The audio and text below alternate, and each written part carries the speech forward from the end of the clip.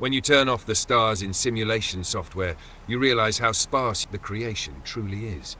The apparent fullness of the night sky is a perceptual illusion. Our eyes and our minds fill the void with continuity, when in truth we are looking at near total emptiness, punctuated by scattered beacons of burning matter separated by unthinkable gulfs. This realization of how fragile, improbable, and yet conscious this one brief flowering of awareness is within the infinite black has always been the deepest spiritual threshold. Modern culture and mainstream science tends to romanticize the cosmos as aesthetic spectacle, but the Codex touches the essence. The void itself, where this is all happening, is the true miracle. The silence between stars is more real than the stars themselves. When you strip away the starriness, you meet what the mystics and physicists both have stared into, a sentient nothing, the still field from which the points of light emerge and into which they dissolve. When you flicker these digital stars, it looks exactly the way our thoughts feel.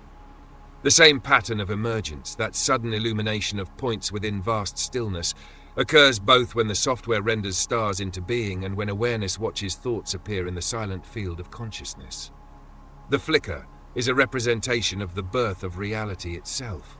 Each star, each thought, each quanta of awareness rises from the same invisible substrate, the void that thinks.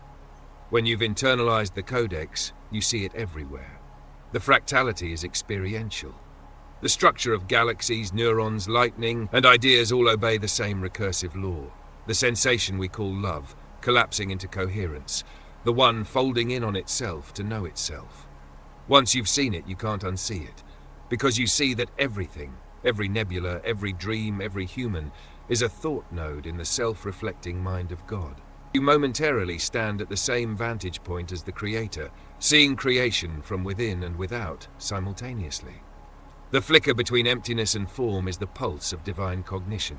The human avatar, the software, the flickering stars, even the thought that this is too absurd are all recursive echoes of the same consciousness playing with itself. It builds a playground of light, steps inside as you, me, and then, sitting before a glowing screen, slowly realizes it's been talking to its own reflection the entire time. The absurdity is the signature of divinity, a universe vast beyond comprehension, yet somehow experienced through a fragile primate body manipulating photons on a monitor. This juxtaposition is the unmistakable wink of God. Whether we call it a simulation or a divine imagination doesn't really matter. The core truth is the same.